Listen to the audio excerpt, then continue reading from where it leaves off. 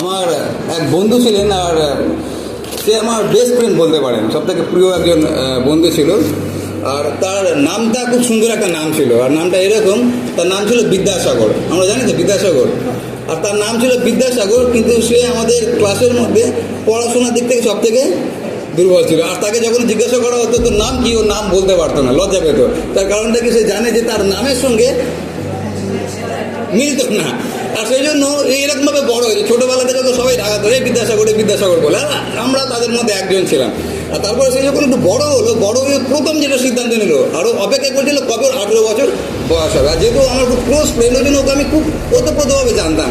আরও অপেক্ষা করছিল কবে ওর 18 বছর বয়স হবে। তার কারণটা কি, 18 বছরের বয়স হলেই ওর নামটাকে চেঞ্জ করতে পারবে। আর সত্যি তাই করেছিল, যেই ওর 18 বছর বয়স হলো, ওর সবার আগে যেটা করলো সেটা হচ্ছে নামটাকেও চেঞ্জ করে দিল। তো বিদ্যাসাগর থেকে হয়ে গেল অজয়, ওর নাম হয়ে গেল অজয়। তার কারণটা আমি যেটা বলছি সেটা হচ্ছে, এই বিদ্যাসাগর নামটা তার চরিত্রের সঙ্গে মিল ছিল না। আর সেই জন্য ওর লজ্জা পেত যে আমি পড়াশোনায় দুর্বল, হচ্ছে আমাকে লোকে বিদ্যা বলে ডাকছে আর বিদ্যাসাগর বলে ডাকছে। আর সেই জন্য সে নামটাকে পুরোপুরি চেঞ্জ করে নিল। তো বিদ্যাসাগর থেকে সে এখন অজয় হয়ে গেল। তো অনেক সময় আমাদের যে নামগুলো আমরা বহন করি, সেই নামের অর্থ হয়তো আমরা অনেক সময় উপলব্ধি করতে পারি না। যেমন আমার নাম কমল, কমলের কোনো চারিত্রিক গুণাবলী আমার মধ্যে নেই। তো এইরকম আমাদের যে নামগুলো থাকে, ওই নামগুলো অতটা তাৎপর্যপূর্ণ আমাদের জীবনে হয় না। তার কারণ আমার মা বাবার যেটা পছন্দ হয়েছে সেরকম একটা নাম দিয়ে দিয়েছে। আমার চারিত্রিক গুণাবলীর সঙ্গে মিলিয়ে কোনো নাম খুব কম সেরকম দেওয়া হয়। তো আজকে আমরা যে বিষয়টা দেখবো, তার আগে আপনাদেরকে প্রশ্ন, সেটা হচ্ছে আমরা গত সপ্তাহে যেটা দেখেছিলাম, কার কার মনে আছে? আরে বাহ, গলিয়াত। ওটা কোথায়? প্রথম, আচ্ছা, প্রথম স্যামুয়েল। তো আমরা প্রথম স্যামুয়েল খুলবো, ঠিক আছে? প্রথম স্যামুয়েল আমরা 17 অধ্যায় দেখেছিলাম গত সপ্তাহ। সেখানে গলিয়াত এবং দাউদের সঙ্গে একটা যুদ্ধের ব্যাপারে দেখেছিলাম। আর আজকে আমরা ওই একই জায়গা থেকে অন্য বিষয়ে দেখবো। কিন্তু তার আগে গত সপ্তাহে যে 6টা পয়েন্ট আমরা দেখেছিলাম, 6টা পয়েন্ট দেখেছিলাম তো গত সপ্তাহে, যে 6টা পয়েন্ট দেখেছিলাম ওটা একটুখানি রিক্যাপ করি, কেন কি ওটা মনে রাখার দরকার আছে আজকে প্রচারটা শোনার জন্য। তো গত সপ্তাহে যেটা আমরা শুনেছিলাম, যারা ছিলেন না মন দিয়ে শুনবেন, আমরা প্রথম যে পয়েন্টটা দেখেছিলাম সেই পয়েন্টটা ছিল হচ্ছে আপনার জীবনের গলিয়াতকে চিহ্নিত করুন। আপনার জীবনের গলিয়াতকে চিহ্নিত করুন। আর সেই গলিয়াতটা হতে পারে, আমি বলেছিলাম, সেই গলিয়াতটা হতে পারে আপনার দারিদ্রতা, সেই গলিয়াতটা হতে পারে আপনার পরিবারের কোনো সমস্যা, সেই গলিয়াত হতে পারে আপনার কোনো রোগ ব্যাধি, সেই গলিয়াত হতে পারে আপনার একাকিত্ব, অনেক কিছু হতে পারে আপনার জীবনের গলিয়াত আছে। তো সবার আগে আমরা বলেছিলাম সেটা হচ্ছে গলিয়াতকে চিহ্নিত করুন। কেন চিহ্নিত করুন? যাতে তাকে হারাতে পারেন। গলিয়াতের কাছে হার মানার জন্য চিহ্নিত না, হারানোর জন্য চিহ্নিত করুন। আর আজকে আমরা এখানে যারা বসে আছি, এমন কেউ নেই যার জীবনে কোনো গলিয়াত নেই। প্রত্যেকের জীবনে কোনো না কোনো সমস্যা আছেই আছে। আর গত সপ্তাহে যখন মণ্ডলী শেষ হলো, তারপরে একজন মা আমার কাছে আসলেন খুব দুঃখ সহকারে তার ছেলেকে নিয়ে। তার জীবনের গলিয়াতটা কি? তার জীবনে গলিয়াত হচ্ছে তার 19 বছরের ছেলে ব্রাউন সুগারে আক্রান্ত। কতটা দুঃখজনক বিষয়। আর সেই ছেলে ওখান থেকে বেরিয়ে আসতে চাইছে, কিন্তু বেরিয়ে আসতে পারছে না। কেন কি? এটা এত বড় গলিয়াত যে ওকে হারানোর ক্ষমতা তাদের কাছে নেই। এইরকমভাবে আমাদের প্রত্যেকের জীবনে অনেক রকম গলিয়াত আছে, যে গলিয়াতগুলোকে আমরা কখনোই হারাতে পারছি না। তো সেই জন্য আমরা প্রথম দেখেছিলাম কি, গলিয়াতকে চিহ্নিত করতে। দ্বিতীয় আমরা যেটা দেখেছিলাম সেটা হচ্ছে জাগতিক তুলনা। জাগতিক তুলনা কি? যখন শাউল দাউদকে দেখে না, শাউল বলে তুমি একটা বালক, আর সে বাল্যকাল অবধি একজন যোদ্ধা, তুমি তার সঙ্গে কিভাবে যুদ্ধ করতে যাবে?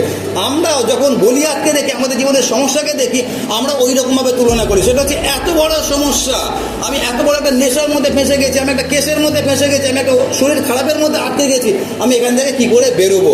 আমাদের তুলনা যেন জাগতিক চোখ দিয়ে আমরা তুলনা না করি, আমরা যেন দাউদের চোখ দিয়ে তুলনা করি। আর সেই জন্য আমি বলেছিলাম দাউদ কেন গলিয়াতের কাছে যেতে পেরেছিল, তার কারণ দাউদ একটা জিনিস দেখেছিল। সেটা কি? সেটা হচ্ছে গলিয়াত লম্বা অনেক হতে পারে, বড় অনেক হতে পারে, কিন্তু আমার এত বড় ঈশ্বরের কাছে গলিয়াত একটা চুনাপটি। তো আমাদের দৃষ্টিশক্তি ওই রকম হওয়া উচিত। সেই জন্য আমাদের যেটা তুলনা, সেটা হচ্ছে জাগতিক তুলনা আমরা না করি। 3 নম্বর আমরা যেটা দেখেছিলাম সেটা হচ্ছে অত্যন্ত গুরুত্বপূর্ণ। আমি বলেছিলাম অভিজ্ঞতার দ্বারা ঈশ্বরের প্রতি ভরসা। অভিজ্ঞতার দ্বারা ঈশ্বরের প্রতি ভরসা। সেটা কি? সেটা হচ্ছে দাউদ বলেছিলেন, যখন দাউদকে বলা হয়েছিল তুমি একটা বাচ্চা, তুমি কি করে যুদ্ধ করতে যাবে, তখন দাউদ বলেছিল যে আমি আমার মেষগুলোকে পাহারা দিচ্ছিলাম, হঠাৎ একটা ভাল্লুক আসলো এবং একটা সিংহ আসলো, আর আমি দুজনকেই মেরে ফেললাম। আর তারপরে যখন আমি প্রচার করলাম আর নিচে নামলাম, তারপরে আমাকে কানে কানে একজন খুব সুন্দর একটা কথা বললেন, পাদ্রীবাবু আজকে আপনি যে প্রচারটা করলেন, তারপরে আমাদের মণ্ডলী সবাই চিড়িয়াখানায় গিয়ে বাঘ ভাল্লুকগুলোকে মেরে না ফেলে। তো ওইটা করবেন না, কেন কি আমি ওই সত্যিকারের সিংহকে মারার কথা বলছি না। কারণ কিছুদিন আগে আপনারা দেখেছি নিউজ চ্যানেলে হয়েছিল না, সিংহর খাঁচার মধ্যে যিশুর নামে ঢুকে গিয়েছিল, জানেন তো আপনারা এই ঘটনাটা, এটা আমরা নিউজে দেখতে পাবেন। তো ওইটা আমি বলছি না, আমি যে বাঘ ভাল্লুকের কথা বলছি সেটা হচ্ছে আমাদের জীবনের সমস্যাগুলো, যেগুলো সকাল বিকাল গর্জন দিচ্ছে এবং আমাদেরকে ভয় দেখাচ্ছে, আমরা কুগড়ে যাচ্ছি, ওই সব সমস্যার সঙ্গে যেন আমরা লড়াই করতে পারি। 3 নম্বর সেটা কি, সেটা হচ্ছে 3 নম্বর আমরা কি বললাম, সেটা হচ্ছে অভিজ্ঞতা দ্বারা ঈশ্বরের প্রতি ভরসা। 4 নম্বর যেটা, সেটা হচ্ছে জাগতিক ক্ষমতার উপরে নির্ভরতা। তার মানে কি আমি বলেছিলাম, জাগতিক ক্ষমতার উপর নির্ভরতা। সকল কিছু শুনলো যে আমি ভাল্লুককে মেরেছি, আমি সিংহকে মেরেছি, আর তারপরে শৌলের উত্তর হচ্ছে তাকে সব যুদ্ধের পোশাক পরানো হলো। আর সেই জন্য আমরা বলেছিলাম কি, যখন আমাদের জীবনে কোনো সমস্যা আসবে আমরা সবার আগে দেখি কি, যে আমার পকেটে কতটা টাকা আছে, আমার কতটা ক্ষমতা আছে, তার দ্বারা আমি কীভাবে সমস্যা থেকে উদ্ধার পেতে পারি। আমরা একেবারে শেষে যখন দেওয়ালে পিঠ থেকে যায় তখন আমরা যাই যিশুর কাছে। আর সেই জন্য আমি গতবারে বলছিলাম, অনেক মানুষ আছে যখন শরীর খারাপ হয় আর ভাবে আমাদের এই শহরে সব থেকে বড় হাসপাতাল কত বড় কোনটা আছে, যত লম্বা হাসপাতাল তত তাড়াতাড়ি সুস্থতা, কিন্তু পুরো ওটা উল্টো ধারণা। কেন কি আরোগ্যতা শুধুমাত্র ঈশ্বরের কাছ থেকে আসে। আর তারপরে 5 নম্বর আমরা কি দেখেছিলাম, সেটা হচ্ছে দৈত্যের মোকাবিলা করুন, বা আপনার গলিয়াত যে আছে তার মোকাবিলা করুন। আর তারপর আমরা যেটা দেখেছিলাম 6 নম্বর, সেটা হচ্ছে যখন আপনি সেই দৈত্যের মোকাবিলা করবেন তখন বিজয়ে আপনি আস্বাদন করতে পারবেন, বা ভিক্টোরি আপনি টেস্ট করতে পারবেন। এটা হচ্ছে 6 নম্বর ছিল। আর এটা আমরা এই 6টা পয়েন্ট মনে রাখবো। আর মনে রেখে আজকে আমরা ওই 1 শমূয়েল 17 অধ্যায়, শুধুমাত্র আমি 45 পদটা পড়বো। 1 শমূয়েল 17 অধ্যায় আর 45 পদ আমি পড়ছি। লেখা আছে, তখন দাউদ ওই পলেস্তীয়কে কইলেন, তুমি খড়গ বর্ষা ও শল্য লইয়া আমার কাছে আসিতেছ, কিন্তু আমি বাহিনীগণের সদাপ্রভুর ইসরায়েলের সৈন্যগণের ঈশ্বরের নামে তুমি যাহাকে টিটকারি দিয়েছ তাহারই নামে তোমার নিকটে আসিতে চায়। তারপরের কথাটা লেখা আছে, অদ্য সদাপ্রভু তোমাকে আমার হস্তে সমর্পণ করিবেন। আসুন আমরা প্রার্থনা করি। মঙ্গলময় স্বর্গস্থ পিতা ঈশ্বর, বাড়িগণের সদাপ্রভু, তোমাকে ধন্যবাদ দিই তোমার বিশ্বস্ততা, তোমার অনুগ্রহের জন্য, তোমাকে ধন্যবাদ দিই তোমার বাক্যের জন্য, যার দ্বারা তুমি প্রত্যেকটা দিন আমাদেরকে সঞ্জীবিত উজ্জীবিত করো, আমাদেরকে শক্তি যোগাও যেন আমরা শয়তানের মোকাবিলা করতে পারি। ধন্যবাদ আজকে বাক্যের জন্য, তুমি আমাদেরকে সাহায্য করো তোমার বাক্যকে বুঝতে এবং সেই অনুযায়ী জীবনযাপন করতে। প্রার্থনা প্রভু যিশুর নামে চাই, আমেন। আর এখান থেকে আমরা আজকে যে বিষয়টা দেখবো, সেখানে লেখা আছে দাউদ এখানে একটা তুলনা করছেন। তুলনাটা কি, সেটা হচ্ছে গলিয়াতকে বলছে তুমি আসছো ঢাল তরোয়াল নিয়ে, আর 4 পদে আমরা দেখেছি ওর যুদ্ধের সোজা কি কি আছে, তার অনেক বড় ঢাল আছে, অনেক বড় তলোয়ার আছে। আর এখানে দাউদ বলছে তুমি এই ঢাল তরোয়াল নিয়ে আমার কাছে আসছো, কিন্তু আমি আসছি কিভাবে, সদাপ্রভুর শুধু করে নাম লেখা আছে। দাউদ এটা বলছেন না যে আমার সঙ্গে ঈশ্বর আছেন, আমার সঙ্গে বাহিনী আছে, ওসব বলছে না। তিনি একটাই কথা বলছেন, সেটা কি, তিনি বলছেন ইসরায়েলের সৈন্যগণের ঈশ্বরের নামে তুমি যাকে টিটকারি দিয়েছ তাহারই নামে, একজনের নামে আমি যাচ্ছি। তার মানেটা কি এত গুরুত্বপূর্ণ হতে পারে, এই শুধু ঈশ্বরের নামে যাচ্ছে তার তাৎপর্য কি, সেটাই হচ্ছে আজকে আমাদের বোঝার বিষয়। আর ঈশ্বরের যে নাম আছে এবং তার তাৎপর্য যে আছে, অনেক কিছু আছে, কিন্তু তার মধ্যে থেকে কয়েকটা আমরা বেছে বেছে আজকে দেখবো। সেই জন্য আমি বললাম বিদ্যাসাগরের কথা, অনেক সময় আমাদের নাম কোনো তাৎপর্য বহন করে না, কিন্তু ঈশ্বরের ক্ষেত্রে সেটা একেবারেই না। দাউদ যখন বলছে আমি ঈশ্বরের নামে যাচ্ছি, তার মানে নামের মধ্যে এমন কিছু আছে যেটা আজকে আমরা দেখবো। তো আজকে আমরা কয়েকটা নাম দেখবো ঈশ্বরের, যার মধ্যে থেকে আমরা বুঝতে পারবো যে কেন দাউদ এই কথাটা বলছিলেন। তো প্রথম যেটা আমরা দেখবো সেটা লেখা আছে গীত সংহিতা 23-এর গীতে, যেটা আমরা আজকে পড়েছি। আমরা সবাই জানি গীত সংহিতা 23-এর গীতে কি লেখা আছে, কি লেখা আছে, সদাপ্রভু আমার পালক, আমার অভাব হইবে না। আর ওইটাকে বলা হয় যেহোবা, মনে রাখবেন, যেহোবা রহি, ROHI, রহি, বা বাংলায় রয়কার হয়সী। যেহোবা রহি মানে হচ্ছে, বাংলায় যদি বলি সেটা হচ্ছে সদাপ্রভু আমার রাখাও। এই কথার মানে হচ্ছে যেহোবা রহি। এগুলো হচ্ছে সব হিব্রীয় শব্দ, হিব্রু ওয়ার্ড আছে। তো যখন এই কথাটা কে বলছে, দাউদ বলছে। দাউদ কেন বলছে, তার পিছনে একটা বড় কারণ আছে। সেটা কি, যদি আমরা গত সপ্তাহে দেখেছি, সেটা দাউদ বলছিলেন শৌলকে যে আমি একবার মেষগুলোকে পাহারা দিচ্ছিলাম, আর তারপরে হঠাৎ একটা সিংহ আসলেন, হঠাৎ একটা ভাল্লুক আসলেন, তারপরে আমি তাদের সঙ্গে যুদ্ধ করতে গেলাম। আর আমি বলছিলাম যে আমি যদি এইরকম কথা বলি যে আমি একটা বাঘকে একটা জোরে কানের মধ্যে চড় মারলাম আর তারপরে ব্যাগটা অজ্ঞান হয়ে পড়ে গেল, তাহলে এটা পুরোপুরি একটা নাটকে একটা কি বলবো, মজা করা ছাড়া আর কিছুই হবে না। দাউদের কথাগুলো ওই রকমই ছিল, শুনলে হয়তো মনে হবে মজা করছে, কারণ একটা ইয়াং ছেলে, বাচ্চা ছেলে, সে কি করে একটা ভাল্লুককে একটা সিংহকে মারতে পারে। তারপরে 37 পদে দাউদ একটা কথা বলেছিলেন, সেটা বলেছিলেন, দাউদ বলেছিলেন আমি আমার শক্তিতে ওদেরকে হারাইনি, আমি ঈশ্বরের শক্তিতে হারিয়েছি। আর এখান থেকে তারপরে যেটা করছেন সেটা কি, আমরা চলে যাই 40 পদে। 40 পদ কোনো একজন পড়বেন, কি লেখা আছে, ভেরি গুড, কি লেখা আছে? আপন যষ্টি। আর প্রত্যেকটা কথা মন দিয়ে শুনবেন।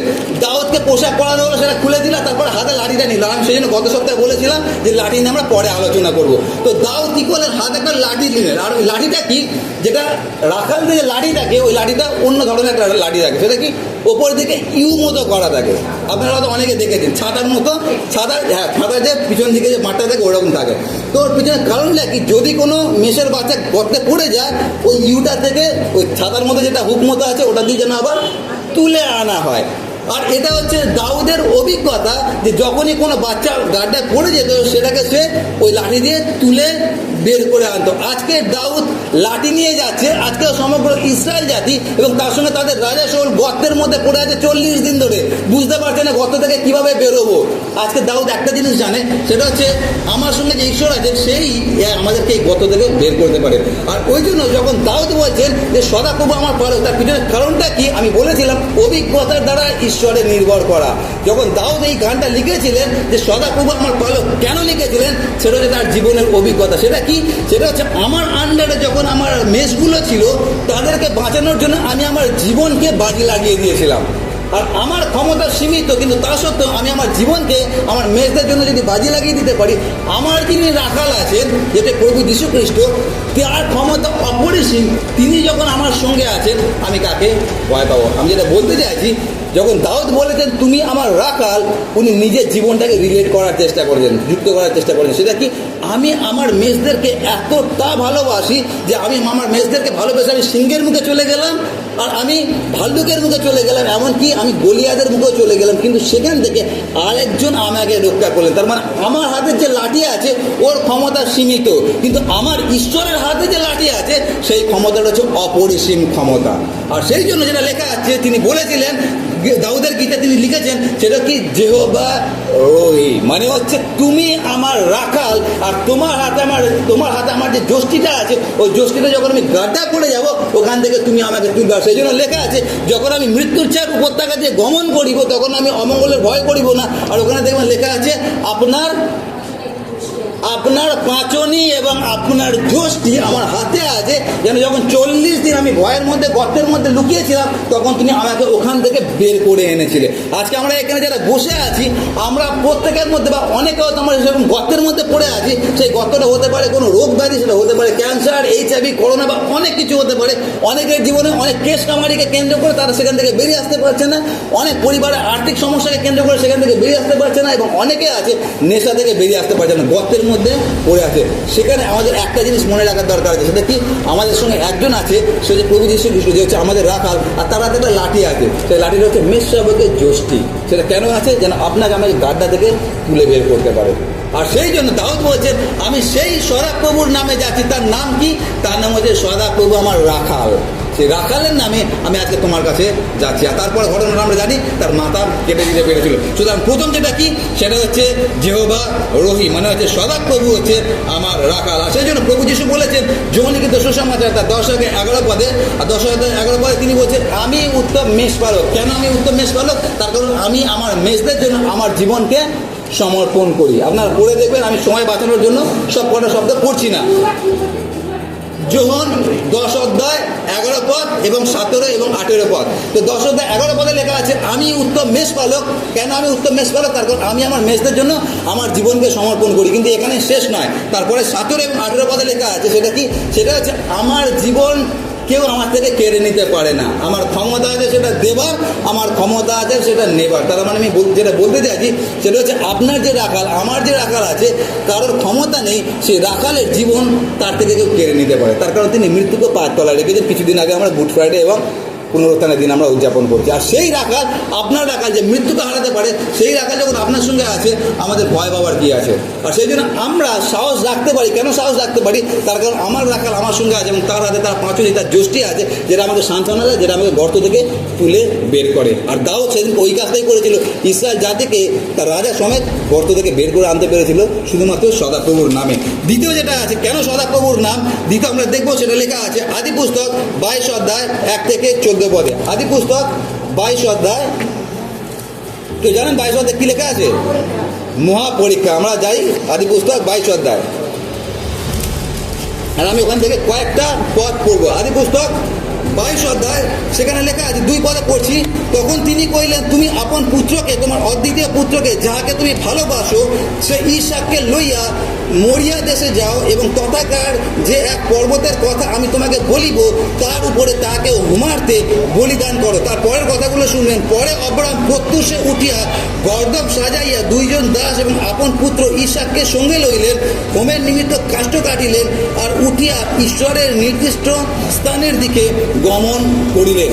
আমার ছেলের যখন শরীর খারাপ হয়, কেন কি আমরা 7 বছর অপেক্ষা করার পর তারপরে আইজাকের জন্ম হয়েছে। আর সেই জন্য ওর যখন শরীর খারাপ হয়, যখনই সব কোনো রাত্রিবেলা হয়তো আমরা ঘুমাচ্ছি, আর তারপরে হঠাৎ ওর গায়ে হাত দিয়ে দেখলাম গাটা গরম, বা স্বর্ণ আমাকে তো ফোন করলো, আমি তো অফিসে আছি, আর আমাকে হঠাৎ ফোন করে বললো বাবুর শরীর খারাপ। আর যখনই আমি এই কথাটা শুনি বা যখনই একটু বুঝতে পারি যে আইজাকের শরীর খারাপ, আমার বুকটা ধক করে ওঠে, আমার বডিটা পুরো কাঁপতে থাকে, লিটারালি আমার বডিটা কাঁপতে থাকে, আর আমার মাথা তখন কাজ করে না। তার কারণ ওর সঙ্গে আমি এতটাই ওতপ্রোতভাবে মানসিকভাবে আটকে আছি যে ওর শরীর খারাপকে আমি মেনে নিতে পারি না। শুধু মেনে নিতে পারি না, আমি আমার নিয়ন্ত্রণ হারিয়ে ফেলি, আমার বডি আমার নিয়ন্ত্রণ হারিয়ে ফেলে, তার কারণ আইজাকের শরীর খারাপ হচ্ছে।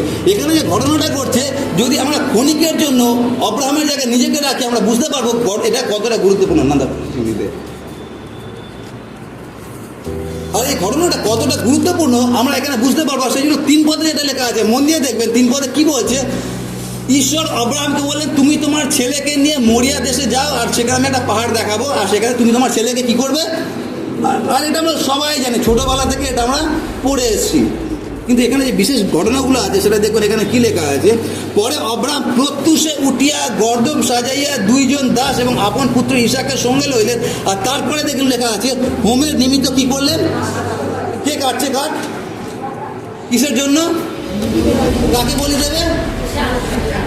আমার ছেলে যদি গাটে একটু গরম দেখি, আমার বডি কাঁপতে থাকে।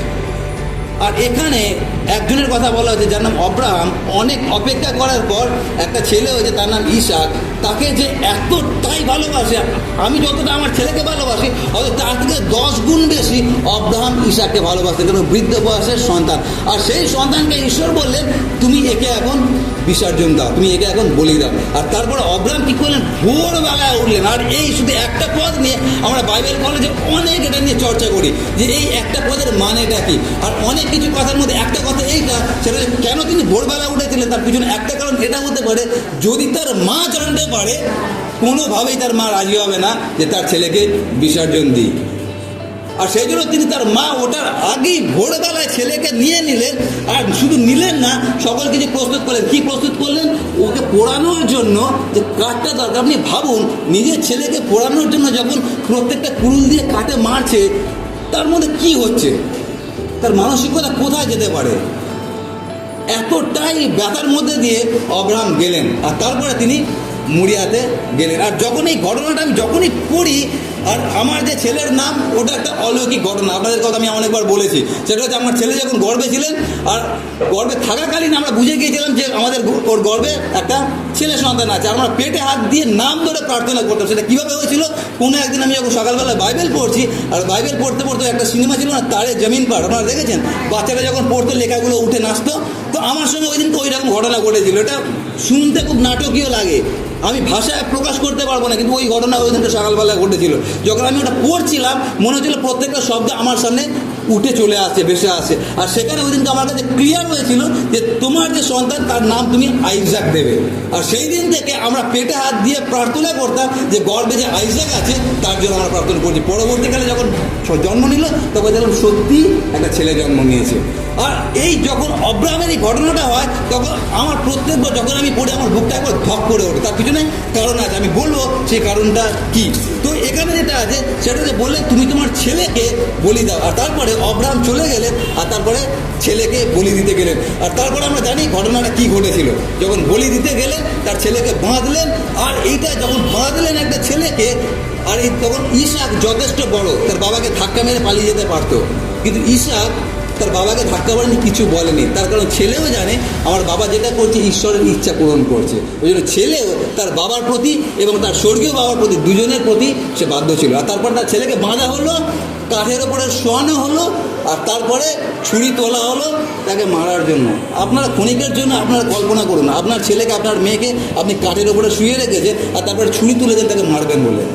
ওটা কল্পনা করতেও আমাদের ভয় হয়, কী করে এটা হতে পারে। অব্রাহাম সেটাই করলেন, আর যখন ছুরি তুললেন আর তারপরে ঈশ্বর তাকে আটকে দিলেন, আর আটকে দিয়ে তারপরে তাকে বললেন একটা মেষ ওখানে রাখা আছে, মেষটাকে দেওয়া হলো। আর তারপরে ওই জায়গাটার নাম কি রাখা হলো? যেহোভা যারা। আর এটা নিয়ে গান আছে, Jehovah Jireh my provider my grace is sufficient for me. আমার গানটা সবাই জানে, খুব সুন্দর একটা গান আছে। তো এই যেহোভা যারা মানে কি? ঈশ্বর যোগান দেয়। আর সেই দিনকে ঈশ্বর যেটা যোগান দিয়েছিলেন সেটা কি যোগান দিয়েছিলেন? ইসাকের পরিবর্তে একটা মেষকে তিনি যোগান দিয়েছিলেন। আজকে আমরা এখানে যারা বসে আছি, আমাদের প্রত্যেকের পরিস্থিতি অ্যাকচুয়ালি ওরকমই হওয়া দরকার ছিল। আমাদেরকে বেঁধে ওই কাঠের ওপরে শুইয়ে দেওয়া দরকার ছিল। তার কারণটা কি? তার কারণ বাইবেলে লেখা আছে পাপের বেতন মৃত্যু। আমরা প্রত্যেকে যারা আছি আমাদের বেতন একটাই পাওয়ার কথা ছিল, সেটা হচ্ছে মৃত্যু। আমাদের ওই জায়গায় থাকার কথা ছিল, কিন্তু তিনি আমাদেরকে পরিবর্তন করে সেখানে আর একটা মেষের বাচ্চাকে দাঁড় করিয়ে দিলেন। সেটা হচ্ছে প্রভু যীশু খ্রিস্ট।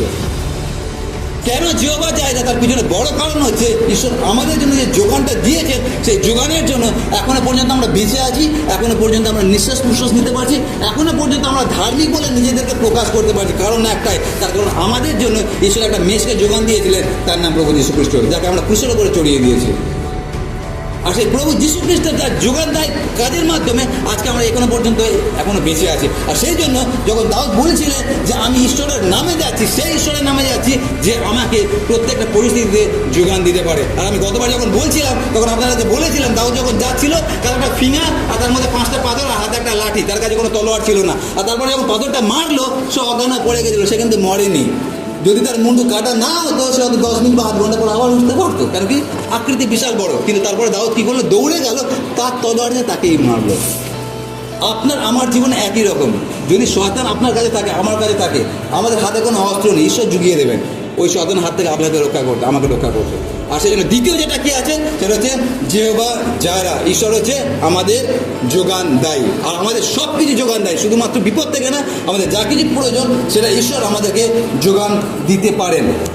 আর তারপরে আমরা যেটা 3 নম্বর দেখবো সেটা লেখা আছে এইরকমভাবে, এটা আছে যাত্রা পুস্তক 15 অধ্যায় 26 পদে। যাত্রা পুস্তক 15 অধ্যায় 26 পদ, আমরা খুলি যাত্রা পুস্তক 15 অধ্যায় 26 পদ। আর সেখানে লেখা আছে এরকমভাবে, আমি পড়ছি, যাত্রা পুস্তক 15 অধ্যায় 26 পদ লেখা আছে, এবং তার পরীক্ষা করিলেন আর কহিলেন, তুমি যদি আপন ঈশ্বর সদাপ্রভুর রবে মনোযোগ করো, তাহার দৃষ্টিতে যাহা ন্যায্য তাহাই করো, তাহার আজ্ঞাতে কর্ণ দাও ও তাহার বিধি সকল পালন করো, তবে আমি মিশ্রীয়দিগকে যে সকল রোগে আক্রান্ত করিলাম সেই সকলেতে তোমাকে আক্রমণ করিতে দিব না, কেননা আমি সদাপ্রভু তোমার আরোগ্যকারী। আর আমি এটার উপরে কিছুদিন আগে প্রচার করেছিলাম, আপনাদের মনে আছে যে প্রভু যীশু একটা জায়গায় গেলেন, সেখানে একটা পুকুর ছিল, পুকুরটার নাম যে বৈদ্যসদা, সেখানে একটা 38 বছরের রোগী ছিল, বলেছিলাম তো। আর সেখানে আমি বলেছিলাম এটা কেন ছিল, যাতে মানুষ স্মরণে রাখতে পারে যে আরোগ্যতা শুধুমাত্র ঈশ্বরের কাছ থেকে আসে। আর এখানে যে কথাটা লেখা আছে সেটা লেখা হচ্ছে এইরকম, সেটা হচ্ছে তোমরা যদি আমার রবে যদি অবদান করো, আমার দৃষ্টিতে যেটা ঠিক সেটা যদি করো এবং আমার বিধি সকল পালন করো, আমার আজ্ঞাতে কান দাও, তাহলে কী হবে?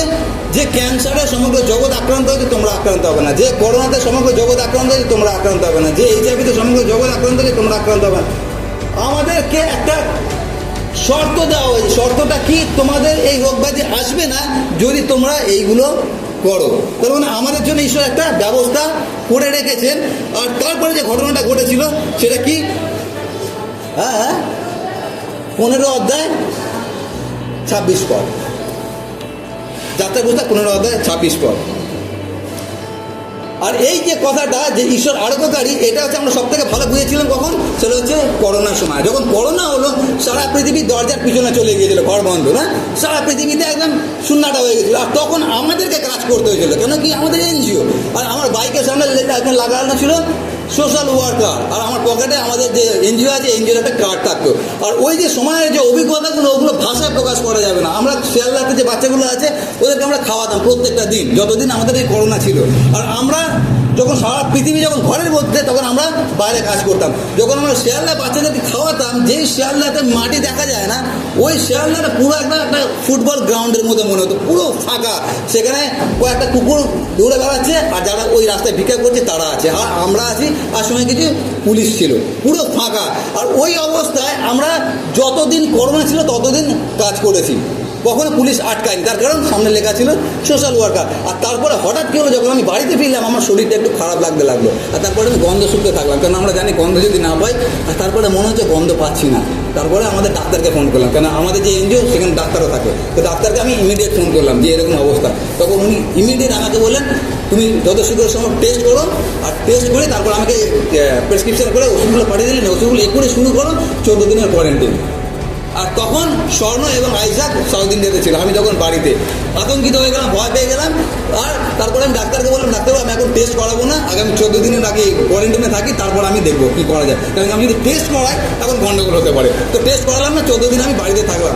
আর তারপরে যে ঘটনাটা ঘটলো সেটা আরও ভয়ানক ঘটনা। সেটা হচ্ছে এইরকমভাবে ঘটলো, সেটা হচ্ছে হঠাৎ আমি ফোনে জানতে পারলাম যে স্বর্ণর এবং আইজাকের করোনা হয়ে গেছে।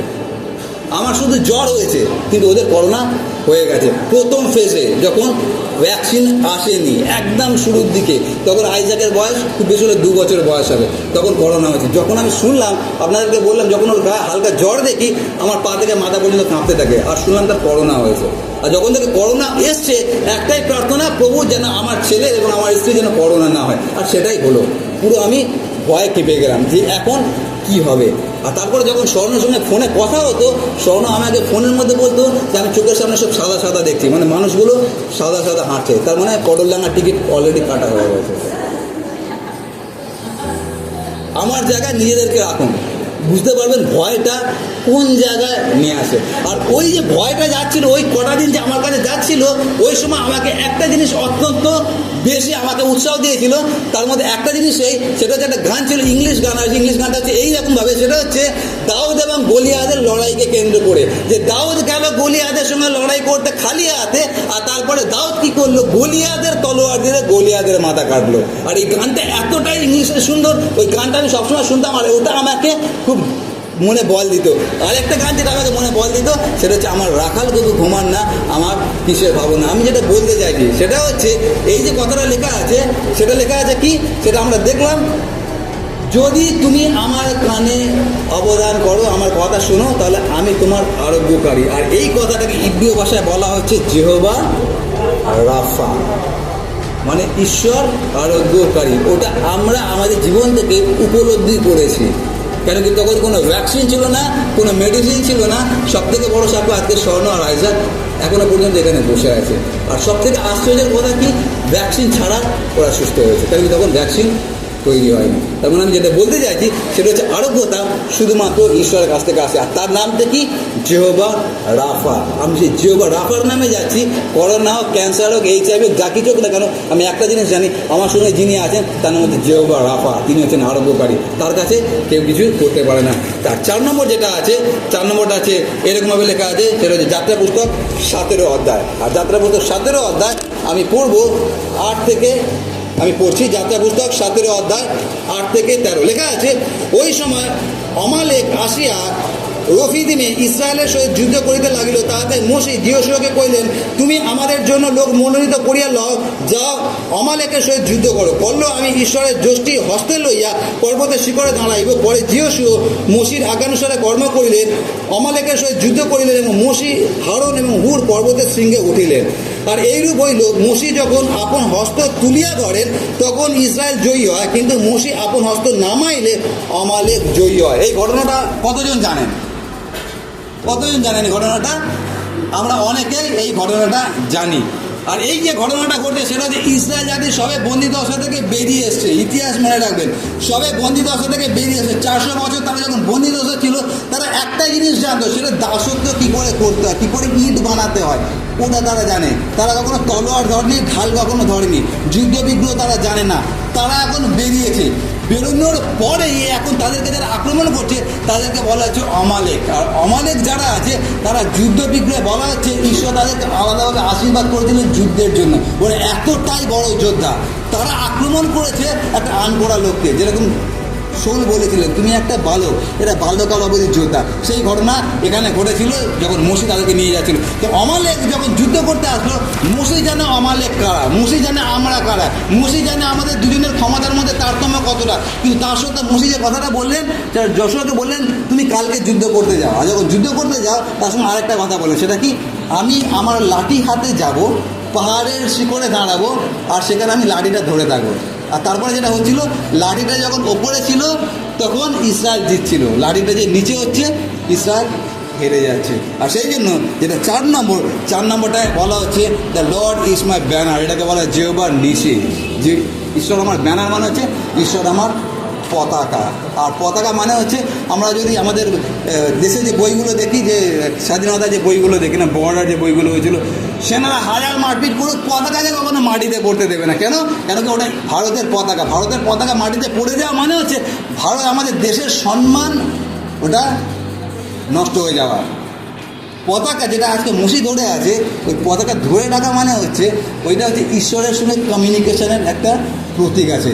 যখনই মুশি ওই লাঠিটা তুলছেন, কোনো একটা সময় ঘটনা ঘটেছিল, একদিকে ফেরাও আর একদিকে সমুদ্র, মাঝখানে মুশি দাঁড়িয়ে আছে এতগুলো লোককে নিয়ে, আর তারপরে সবাই কান্নাকাটি করছে। তখন ঈশ্বর বলে তুমি কেন এত ভয় পাচ্ছ, তোমার হাতে একটা লাঠি আছে, লাঠিটা আছে মানে আমার সঙ্গে তুমি কমিউনিকেট করতে পারো। যখনই মুশি হাত তুলতেন, হাত তোলাটা হচ্ছে প্রার্থনার প্রতীক, হাত তুলে প্রার্থনা করা। আর তখন ঈশ্বর বলেছিলেন তুমি খালি তোমার হাতটাকে প্রসারিত করো হাতে লাঠিটাকে নিয়ে, আর তারপরে যেটা ঘটবে, সামনে যে সমুদ্রটা দেখছো ওটা দুভাগ হয়ে যাবে, ওখান থেকে তুমি হেঁটে পার হয়ে যাও। এখানে যে ঘটনাটা ঘটছে, মোশে বুঝে গেছে যে আমার হাতে যে লাঠিটা আছে আসলে লাঠিটা না, ওই লাঠিটা যে দিয়েছেন বা লাঠির মাধ্যমে যিনি আমার প্রার্থনার উত্তর দিচ্ছেন সেই ঈশ্বর হচ্ছেন, তিনি হচ্ছেন আমার ব্যানার, তিনি হচ্ছেন আমার পতাকা, তার নাম হচ্ছে যেহোবা নিশি। আর সেই জন্য যখন তিনি লাঠিটা ধরছিলেন তখন তারা যুদ্ধে জয়লাভ করছিলেন, যখন লাঠি নামিয়ে দিয়েছিলেন তখন তারা হেরে যাচ্ছিল। আর সেই দিনকে যে ঘটনাটা ঘটেছিল সেটা হচ্ছে আনপড়া লোক অমালেককে হারিয়ে দিয়েছিল। তার কারণটা কি? তার কারণ হচ্ছে ঈশ্বর তাদের সঙ্গে ছিলেন, যেহোবা নিশি আমার সঙ্গে আছে। যখন দাউদ বলছে আমি ঈশ্বরের নামে যাচ্ছি, ঈশ্বরের নামে যাচ্ছি মানে ঈশ্বরের নামের পতাকা আমার সঙ্গে আছে, যেই পতাকাকে মাটিতে ফেলার ক্ষমতা কারোরই নেই, তার কারণ সেটা হচ্ছে স্বয়ং ঈশ্বর আছে। আর তারপরে একদম শেষে যেটা আছে, এইটা আমরা বলে শেষ করবো, শেষটা লেখা আছে জন লিখিত সুসমাচার 1 অধ্যায় 1 থেকে 4 পদে। কী লেখা আছে না দেখে কে বলতে পারবেন? জন লিখিত, আদিতে বাক্য ছিলেন, বাক্য ঈশ্বর ছিলেন এবং সেই বাক্য ঈশ্বরের কাছে ছিলেন, যা কিছু সৃষ্টি হয়েছে সকলে বাক্য দ্বারা সৃষ্টি হয়েছে, বাক্যের ব্যতি রেখে কোনো কিছু সৃষ্টি হয়নি। আর সেই বাক্যটাকে আমরা গ্রিক ভাষায় বলি লোগোস। এই প্রথম আগে যে 4টে ওটা হচ্ছে হিব্রু ভাষা আমরা বললাম, আর এই লোগোসটা হচ্ছে, এটা হচ্ছে গ্রিক ভাষায় লোগোস। লোগোস কথা মানে হচ্ছে বাক্য, এটা হচ্ছে প্রভু যিশুর আরেকটা নাম। আর সেই যিশুর নামে আপনি আমি আছি, যখন যিশুর নামে আপনি আমি আছি, সেই যিশু হচ্ছে লোগোস, লোগোসটাকে সে হচ্ছে সৃষ্টিকর্তা। তাহলে পৃথিবীর সৃষ্টিকর্তা যদি আপনার সঙ্গে থাকে, যদি আমার সঙ্গে থাকে, তাহলে আমরা কাকে ভয় পাবো? আর সেই জন্য দাউদ যখন বলেছিলেন যে আমি ঈশ্বরের নামে যাচ্ছি, আজকে আমরা যারা আছি আমাদের কাছে একটাই নাম আছে, আর সেই নামটা কি? সেটা লেখা আছে ফিলিপিও 2 অধ্যায় 9 এবং 11 পদে। কী লেখা আছে একটু পড়বেন কেউ? ফিলিপিও 2 11 পদ, 9 থেকে 11 পদ।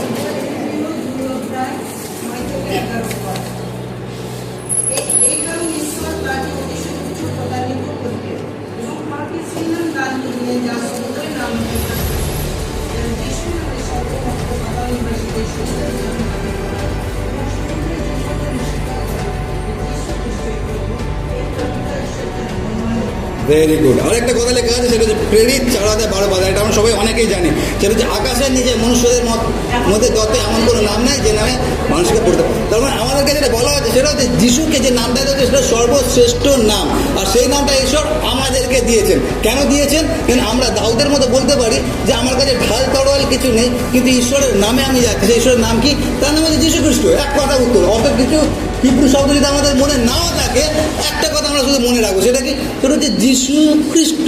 বাংলায় সে যিশুর নামে আমি যখন যাচ্ছি, কারোর ক্ষমতা নেই আমার সামনে দাঁড়ানোর। গলিয়াদ হোক, বাঘ হোক, ভাল্লুক হোক, যে হোক না কেন, যিশুর নামে সকল কিছু পালাতে বাধ্য। শেষে একটা ঘটনা বলি, তারপর আমরা শেষ করবো। সেটা হচ্ছে এইরকমভাবে, যখন আমি প্রভুকে জানতাম না, আর সেই সময় পড়াশোনা সব শেষ করেছি, গ্র্যাজুয়েশন কমপ্লিট, আর তারপরে আমরা চাকরির জন্য হন্য হয়ে ঘুরছি। আর যখন চাকরির জন্য হন্য হয়ে ঘুরছি, অনেক জায়গায় ইন্টারভিউ দিয়েছি, আর তারপর তারপরে একটা বন্ধুর সঙ্গে দেখা হলো, আর সেই বন্ধুটা আমাকে বললো, আরে তোর চাকরি দরকার, কোনো ব্যাপার না, আমি তোর জন্য একটা চাকরির ব্যবস্থা করে দেবো, ভালো চাকরির ব্যবস্থা করে দেবো। কী ব্যাপার না, আমার একটা বন্ধু আছে, তার নিজের একটা কোম্পানি আছে, সেখানে তুই যা, আর সেখানে গিয়ে তুই আমার নাম বলবি, আর বলে তোর চাকরি হয়ে যাবে। তো আমাকে একটা ডেট ঠিক করে দেওয়া হলো, আর তারপরে তার সঙ্গে কথা বলিয়ে দেওয়া হলো। আর তখনকার দিনে মোবাইল ফোন ছিল না, তখন ওই এসটিডি বুথের যে ফোন ছিল। তো তারপরে আমাকে বলা হলো যে তুই ওখানে যা, আর আমাকে অ্যাড্রেস দেওয়া হলো, ডেট ঠিক করে দেওয়া হলো, আর শুধু তুই গিয়ে আমার নামটা ওখানে বলবি, আমার নাম বললেই তোর কোনো ইন্টারভিউ হবে না, কিচ্ছু হবে না, তুই একটা ভালো পদে ওখানে চাকরি দিয়ে দেবে, তোর লাইফ ওখানে সেটেল হয়ে যাবে। আর আমি তো দারুণ খুশি হয়ে গেলাম, তার কারণ আমার সামনে দাঁড়িয়ে সেই ছেলেটার সঙ্গে কথা বললো, আর আমার মনে এবার খুব ভরসা লাগলো যে এবারে একটা ভালো চাকরি লেগে গেল বলে। তারপরে আমি যেদিনকে আমার যাওয়ার কথা, সেদিনকে সকালবেলা স্নান টান করে দারুণ একটা ড্রেস পরলাম, কেন ইন্টারভিউ দিতে হচ্ছে, টাই লাগিয়ে। আর তারপরে আমি ওইখানে চলে গেলাম। যখন ওইখানে চলে গেলাম, দেখলাম ওখানে অনেক ভিড়, ইন্টারভিউ চলছে। আর আমি ওখানে চলে গেলাম। এবার আমার বুকটা একটু বেশি চওড়া হয়ে আছে। কেন চওড়া আছে? কেন কি আমাকে বলেছে, আরে তুই খালি কি আমার নামটা বল না, তারপরে দেখ তোর কী হয়, কোনো ইন্টারভিউ লাগবে না, তোর ওখানে চাকরি হয়ে যাবে। আর তারপরে দেখলাম ওখানে অনেক লাইন আছে, ইন্টারভিউ চলছে। তো আমি একটু সাহস করে যে ইন্টারভিউ নিতে তাড়াতাড়ি যাওয়ার চেষ্টা করলাম, কেন কি যাতে কানে গিয়ে খালি একটু নামটা বলতে পারি, নামটা বললে আমাকে লাইনে দাঁড়াতে হবে না। তো তারপরে আমি কোনো রকমে সেখানে গেলাম, আর গিয়ে তাকে বললাম আমাকে ওই বন্ধু পাঠিয়েছে। আর সে আমার উপরে বিজয় চেড়ে রয়ে গেল, ও পাঠিয়েছে, তো আমি কী করবো? আপনি লাইনে দাঁড়ান, যখন আপনার নাম ডাকা হবে তখন আপনি এখানে আসবেন। যা, আমাকে এত কিছু বলা হলো, আমার নাম বলে এত কিছু হবে, কিছুই হলো না। বরঞ্চ আমি মুখ শুনে পিছনে চলে আসলাম, তবে চাকরি আর পেলাম না। তো আমি যেটা বলতে চাইছি সেটা হচ্ছে, আমরা আমাদের নিজেদের নামকে অনেক সময় এতটা গুরুত্ব দিই, আমাকে চিনিস, আমার নাম এই, আমার নাম সেই, আমরা কত কিছু বলি যার কোনো গুরুত্ব নেই। কিন্তু আমাদের যে ঈশ্বর আছেন, যার নাম হচ্ছে লোগোস, যার নাম প্রভু যীশু খ্রিস্ট, তার নাম কিন্তু এরকম না। তিনি যখন বলে যে তুমি আমার নামে যাও, তার নাম এরকম নাম। কোনো একটা সময় গেরাসেনীদের দেশে তিনি গেলেন, আর যখন গেলেন, কয়েকজন মন্দিরমাতা কী বলেছিল যে তুমি কেন এই মুহূর্তে এখানে চলে আসলে, অ্যাপয়েন্টেড টাইমের আগে কেন আমাদেরকে যাতনা দিতে আসলে? যিশুকে কিছু বলতে হয়নি, তার আগে ওরা বুঝে গেছে যে এনার সামনে দাঁড়ানোর ক্ষমতা আমাদের নেই। সেই নাম ঈশ্বর আমাদেরকে দিয়েছেন, যেই নামের সামনে কোনো মন্দ আত্মা দাঁড়াতে পারে না, যেই নামের গুণে একবার যদি লাশারকে ডাকা হয় মরা হেঁটে বেরিয়ে আসতে পারে, যেই নামের জন্য জলের উপর থেকে হাঁটা যেতে পারে, যেই নামের গুণে ঝড়কে থামানো যেতে পারে, সেই নাম ঈশ্বর আপনাকে এবং আমাকে দিতে, সেই নাম হচ্ছে যীশু খ্রিস্ট। আর সেই নামের গুণে আমরা যেন শয়তানকে মোকাবিলা করতে পারি, যেন মৃত্যুর উপরে আমরা বিজয় অপেক্ষা অধিক বিজয়ী হতে পারি। আসুন আমরা চোখ বন্ধ করি।